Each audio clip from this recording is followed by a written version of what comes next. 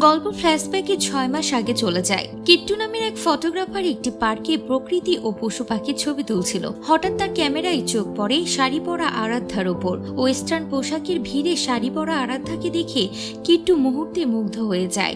আরাধ্যা তার বন্ধুদের সাথে পার্ক থেকে চলে যেতে থাকলে কিট্টু নিজের অজান্তেই তাকে অনুসরণ করতে শুরু করে।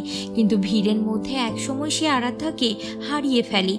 হতাশ হয়ে যখন সে একটি বেঞ্চে বসেছিল, ঠিক তখনই একটি আয়নার প্রতিফলনে সে দেখতে পায় আরাধ্যা তার পেছনের বেঞ্চে বসে আছে। কিন্তু কিট্টু কিছু বুঝে ওঠার আগে আরাধ্যা একটি ক্যাবে উঠে চলে যায়। কিট্টু তাকে আর খুঁজে পায় না। বাড়ি ফিরে সে ক্যামেরায় তোলা আরাধ্যার ছবি আর ভিডিও দেখতে থাকে এবং মেয়েটির প্রতি এক তীব্র ও অদ্ভুত আকর্ষণ অনুভব করে। কয়েকদিন পর কিট্টু আবার আরাধ্যাকে দেখতে পায় এবং এবার তার পিছু নিয়ে সোজা তার বাড়ি পর্যন্ত পৌঁছে যায়। সে আরাধ্যার নামও জানতে পারে। এদিকে রিলসের বাজে কমেন্ট নিয়ে আরাধ্যার সাথে তার ভাই রাজের প্রায়ই ঝগড়া হতো। রাজ তাকে রিলস বানানো বন্ধ করতে বললেও আরাধ্যা তার শখ ছাড়তে রাজি ছিল না।